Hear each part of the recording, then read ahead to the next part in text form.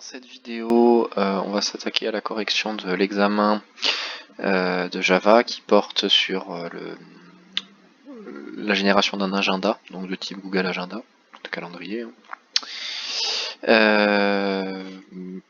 Comme d'habitude, je pars du principe que vous avez à votre disposition le sujet, c'est-à-dire la vidéo sera centrée sur Eclipse et absolument pas sur le sujet, donc il faut que vous l'ayez à côté de vous.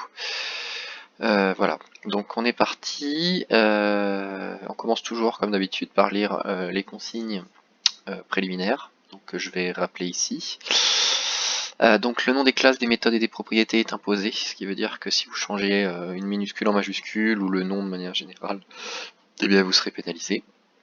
Les propriétés d'une classe doivent toutes être privées, donc ce sera jamais précisé. Mais si vous ne le faites pas, vous serez pénalisé. Bien sûr, dans le cas où il y a une indication contraire, donc dans de très rares situations, on pourra vous demander une propriété publique. Et bien dans ce cas, bien sûr, il faut respecter la consigne. Mais s'il n'y a rien de précisé, vous mettez en privé. Ensuite, les méthodes apparaissent avec des points d'interrogation à l'intérieur des parenthèses et sans aucun type de retour, ce qui veut dire que c'est à vous de les déterminer. Donc il faut à la fois que vous déterminiez quels paramètres la méthode utilise et en même temps quelle est la nature du résultat généré. Si une fonctionnalité vous manque, vous avez le droit de l'ajouter. Donc non seulement vous ne serez pas pénalisé, mais vous pourriez même obtenir un point bonus. J'ai toujours un barème qui contient un point bonus. S'il y a un truc auquel j'ai pas pensé et qui vous simplifie vraiment la vie, ce qui est justifié, vous serez récompensé. Chaque fichier que vous créez devra commencer par un commentaire indiquant vos noms et prénoms. Donc chaque classe que vous faites, vous commencez par vos noms et prénoms. Pensez à correctement indenter vos fichiers, donc CTRL-F, et puis faites en sorte que votre programme compile en mettant en commentaire les fonctions qui ne marchent pas. Elles seront quand même corrigées, mais à minima vous avez un code qui compile.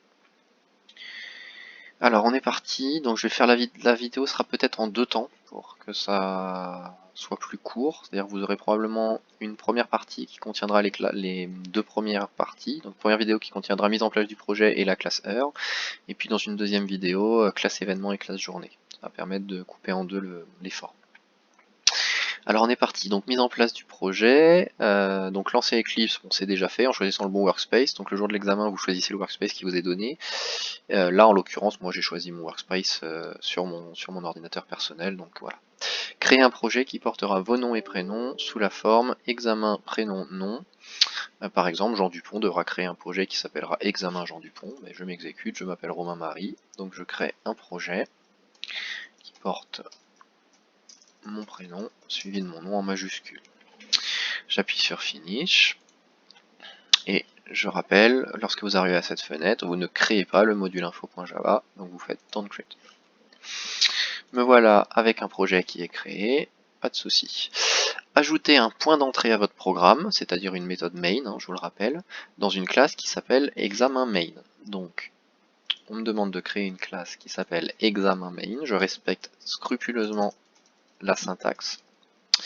Et on me demande que cette méthode contienne un point d'entrée, ce qui veut dire que je dois cocher la première case et décocher les 2 autres. Je clique sur Finish et je me retrouve avec une classe qui contient un main. Je vais faire un petit zoom pour que ce soit plus confortable. Je me retrouve avec une classe qui contient un main, ce qui veut dire que mon programme commence à cette accolade, exécute les instructions qui se trouvent à la ligne 5 et 6 et s'interrompt à l'accolade 7. Une fois que j'arrive à l'accolade 7, mon programme s'arrête. Effectuer un affichage à l'écran, bienvenue dans le projet agenda. Je vais donc remplacer les lignes 5 et 6 par un système out, donc je rappelle CTRL espace, j'ai toujours un problème, CTRL espace suivi d'entrée, et puis je vais ajouter la phrase qui m'est demandée, entre guillemets, bienvenue dans le projet agenda. Voilà. Ce qui conclut la première partie. J'en arrive maintenant à la deuxième partie, c'est-à-dire l'ajout de la classe heure. Alors, pour manipuler un agenda, il est nécessaire de correctement gérer le temps. Donc là, je l'ai énoncé. Nous utiliserons pour cela une classe heure. Donc là, je m'interromps. On me demande d'utiliser une classe heure. Je ne me prends pas la tête. Je prépare tout de suite la fenêtre. Voilà, je crée une classe heure. Et je clique sur Finish. Alors, cette classe sera composée de 2 propriétés. Donc, heure qui sera un nombre entier compris dans l'intervalle 0,24. Donc, on me demande de créer un premier nombre entier qui s'appelle heure. Donc vous noterez que j'ai bien mis le mot-clé private parce qu'il est implicite. Et minute qui sera également un nombre entier mais compris cette fois dans l'intervalle 0,60. J'ajoute ça ici. Donc je note dans un coin de ma tête qu'on m'impose des intervalles sur les propriétés. Donc heure devrait être comprise entre 0 et 24 exclus, et minute devrait être compris entre 0 et 60. La conséquence de ça, c'est que à chaque fois que je serai en mesure de modifier heure ou minute, eh bien il faut que je garantisse que la valeur de après modification reste dans le bon intervalle. Donc ça concerne les constructeurs, les mutateurs, pardon, et puis toute méthode qui serait susceptible de modifier enfin, l'une des deux propriétés. Alors on répond aux questions, donc la première on l'a déjà fait, ajouter la classe heure à votre projet c'est déjà fait.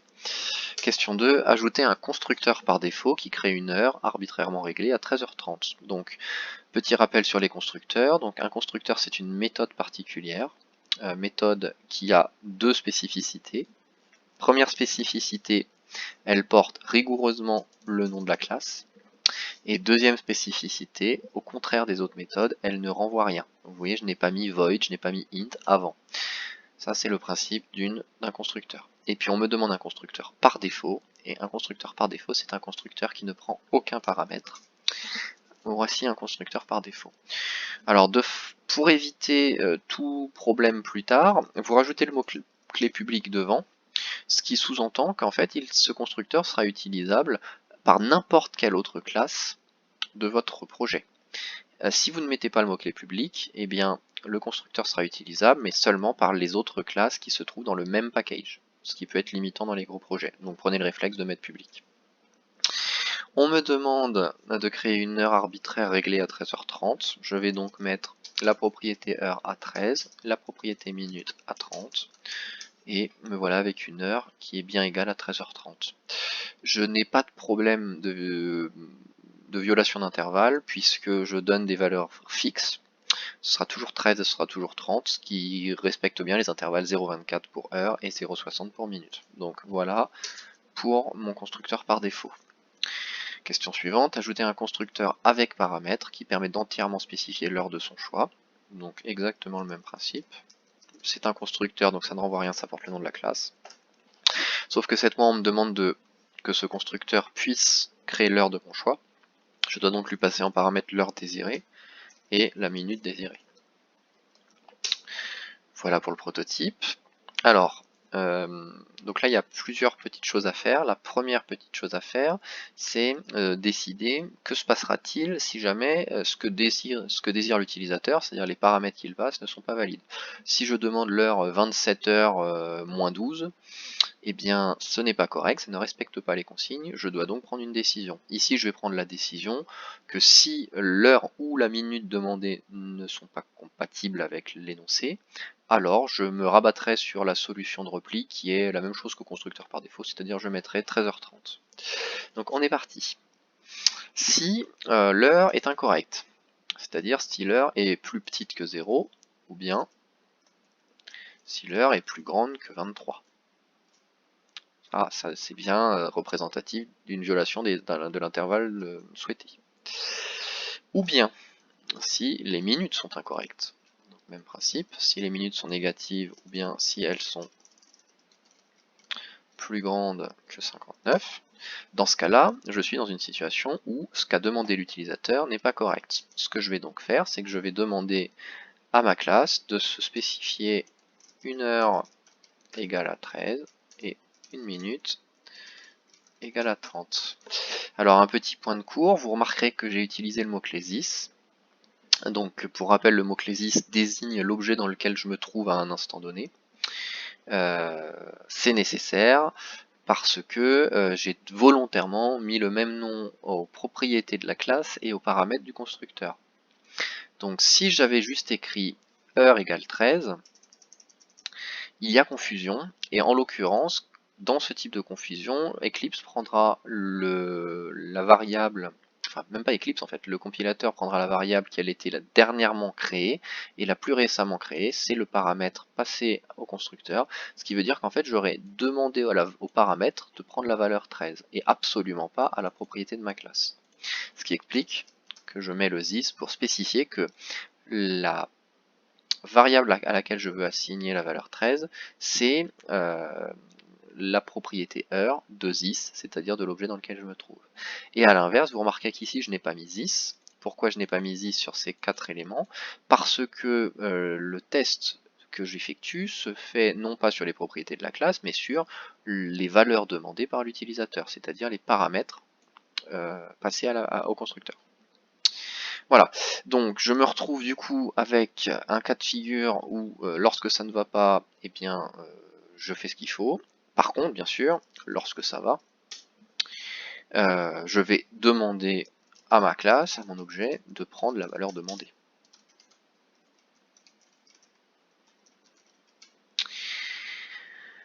Voilà, mon constructeur avec paramètres est maintenant bon, et donc là on vérifie bien, il n'y a aucun souci.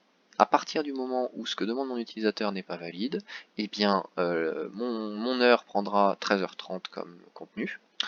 Et dans tous les autres cas, ça prendra ce que l'utilisateur demande. Quoi qu'il en soit, je ne viole jamais l'énoncé, c'est-à-dire je reste bien dans l'intervalle 0,24 et 0,60.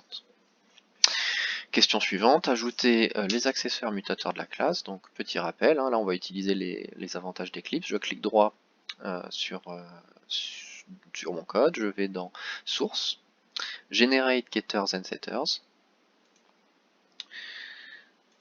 Je vais cocher les deux propriétés, je me retrouve avec tous mes getters setters de fait. Attention, je rappelle, hein, toujours, c'est pas suffisant, puisque par exemple si je prends cette heure, ça c'est une heure demandée par l'utilisateur, et que en l'occurrence là, ma génération automatique se contente de dire ok, je prends ce que demande l'utilisateur et je le stocke dans la propriété de la classe, ce qui n'est pas correct dans le cas où la valeur demandée n'appartient pas à l'intervalle 0,24.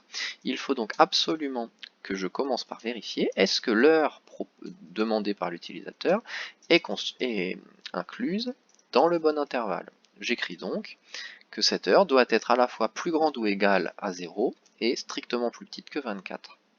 Et lorsque c'est le cas, alors j'exécute l'affectation et je prends la décision de ne pas faire de else, c'est-à-dire que dans le cas où ce n'est pas bon, eh bien je vais juste rien faire, ce qui veut dire que je ne ferai pas de modification et donc que je ne violerai pas mes consignes. J'applique exactement la même chose pour le mutateur de minutes, sauf que bien sûr je vais remplacer heure par minute et que je vais mettre l'intervalle entre 0 et 60. Voilà. Voilà pour les accessoires mutateurs. Donc le point le plus important, il y a deux points importants, hein, se rappeler qu'on peut les générer automatiquement par Eclipse. Alors si on s'en rappelle pas, c'est pas grave, on les fait à la main, mais bon du coup il faut pas se tromper. Hein. Donc un accessoire renvoie une variable, donc renvoie le type de la propriété à laquelle on essaie d'accéder, porte le nom get suivi du nom de la propriété avec une majuscule et ne prend pas de paramètres, tandis qu'un mutateur ne renvoie rien et prend en paramètre la valeur désirée pour la propriété. Voilà. Question suivante, ajouter une méthode toString qui renvoie une chaîne de caractères décrivant l'heure. Donc, comment on fait ça? Toujours la même chose, ça va être une méthode publique de sorte qu'elle soit utilisable partout. Donc cette méthode, elle a un nom qui est imposé, c'est toString, donc tout avec un T minuscule et string avec un S majuscule. Elle ne prend pas de paramètres et elle renvoie une chaîne de caractères. Donc ça c'est quelque chose à connaître. La méthode toString génère en fait une chaîne de caractères qui va être descriptive de l'objet qu'on est en train de manipuler, donc de this. Alors là en l'occurrence la description elle est imposée et elle consiste à faire un affichage sous la forme, en fait sous une forme numérique d'une heure, hein, donc s'il est 8h12, on va écrire 8H 1 et 2, c'est-à-dire 8h12. Et puis s'il est 13h03, eh bien il y avait deux cas de figure, soit vous ne mettez pas le 0 et dans ce cas vous auriez affiché 13h03, soit vous étiez un tout petit peu plus précis dans la résolution et vous ajoutiez le 0. Donc on va faire cette solution qui est un petit peu plus élégante. Donc quoi qu'il en soit, je veux générer un résultat.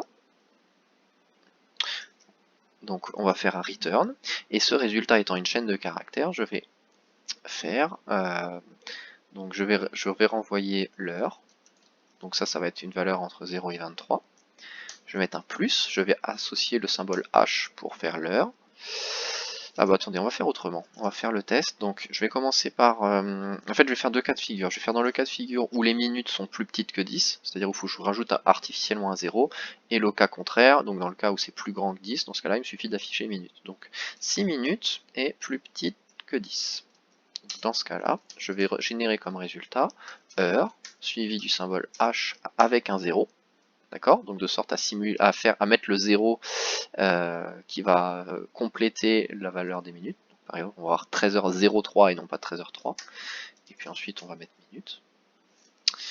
Et dans le cas contraire, c'est-à-dire dans le cas où minute est plus grand que 10, et ben je vais faire exactement la même chose, sauf que je ne vais pas mettre le 0. Voilà. Et ma méthode est complètement opérationnelle. On continue, donc on rajoute une méthode qui s'appelle maintenant précède, qui renvoie un booléen indiquant si l'heure précède une autre heure passée en paramètre. Donc ce qu'il faut comprendre à cette question, c'est si l'heure précède une autre heure, c'est-à-dire si this précède une heure passée en paramètre. Donc qu'est-ce que ça sous-entend? Ça sous-entend que ma méthode précède, ayant déjà accès à this, n'a besoin que d'un seul paramètre qui sera l'heure de comparaison. Donc allons-y, je crée ma méthode précède. Alors, il est annoncé explicitement dans l'énoncé que cette méthode renvoie un booléen. Je respecte scrupuleusement le nom, et donc comme je viens de l'expliquer, ma méthode a besoin d'une heure passée en paramètre. Alors dans quel cas this se trouve avant h? Eh bien, deux cas de figure. Si son heure est plus petite que l'heure de h, alors on est sûr que this se trouve avant. Donc on va commencer par ce cas qui est le plus simple. Donc c'est if this.heure est plus petit rigoureusement que h.heure, bah dans ce cas, pas de souci, c'est vrai. This précède bien h. Si c'est pas le cas, il y a un deuxième cas de figure dans le cas où qui renverrait vrai, c'est si les deux heures ont la même heure et que les minutes de this sont plus petites que les minutes de h. Si par exemple il est 13h12 pour this et 13h15 pour h, et bien 13h12 précède bien 13h15. Donc allons-y. Si les deux heures sont égales et que les minutes de this sont plus petites que les minutes de h, dans ce cas-là, c'est vrai. Et enfin, une fois qu'on a passé les deux autres cas de figure, c'est faux. Voilà. Donc, si l'heure de this est plus petite que l'heure de h, c'est vrai. Si l'heure de this est égale à l'heure de h et que les minutes de this sont plus petites que les minutes de h, c'est vrai. Et dans tous les autres cas, c'est faux. On a donc maintenant une méthode précède qui est finalisée. Dernière question de la classe heure. Dans la classe examen main, modifier le point d'entrée, c'est-à-dire la méthode main, pour que deux heures h1 et h2 soient créées aléatoirement. Les heures doivent bien sûr être valides, donc là ça sous-entend qu'il va falloir faire des nombres aléatoires maîtrisés, dans certains intervalles. Afficher-les dans l'ordre chronologique. Allons-y, donc on va y aller dans l'ordre. Première question, on va créer deux heures générées aléatoirement. Donc, première heure, on va utiliser, donc là on me demande de créer des heures aléatoires, ce qui veut dire que j'ai besoin absolument d'utiliser le constructeur avec paramètres. Je vais donc générer un nombre aléatoire, donc ce sont des entiers, ce qui veut dire que je fais un cast. Je crée un nombre aléatoire, donc pour rappel, mat.random crée un nombre aléatoire entre 0 et 1, exclu. Si je veux générer un nombre aléatoire entre 0 et 24, exclu, il me suffit de multiplier ce nombre aléatoire par 24. De la même façon, si je veux créer un nombre aléatoire entre 0 et 60 pour les minutes, je fais bien le cast, toujours, en entier, et je multiplie par 60. Me voilà maintenant avec une première heure qui est comprise entre 0 et 60. Je fais la même chose avec une deuxième heure, donc là c'est juste un copier-coller en pensant à bien changer le nom, et je me retrouve avec 2 heures. Alors si je veux vérifier mes 2 heures, je vais faire un système out, et je vais afficher h1 et h2. Donc là en fait je fais appel à la méthode toString de heure, c'est-à-dire que je demande à system out d'afficher h1, donc lorsque j'écris ça, eh bien systemout va aller voir dans la classe Heure s'il existe la méthode toString, c'est le cas. Il va donc remplacer ce h1 par ce que renvoie la méthode toString. Idem avec h2. En exécutant ça, je me retrouve bien avec 2 heures générées aléatoirement. Donc si j'exécute encore, je dois avoir des heures différentes, vous voyez. Je constate que l'affichage est correct. Et je constate aussi que lorsque le nombre des minutes est plus petit que 10, eh bien j'ai bien le 0 qui vient s'intercaler. Dernière question de la section, afficher les 2 heures dans l'ordre chronologique. Ben là je vais utiliser la méthode précède. Donc si H1 précède H2, dans ce cas-là, on va faire ça comme ça, dans ce cas-là j'affiche dans ce sens-là. Dans le cas contraire, ben, je vais les afficher dans l'autre sens. Donc si je m'intéresse spécifiquement à cette ligne-là, je demande bien à H1, donc je peux poser la chose suivante, hein, s'il te plaît H1, est-ce que H2 te précède?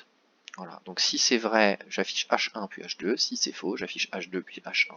Et normalement, à l'exécution, la dernière ligne sera toujours ordonnée, alors que là, cette ligne-là sera dans l'ordre H1 puis H2. Donc on va vérifier un cas où c'est inversé.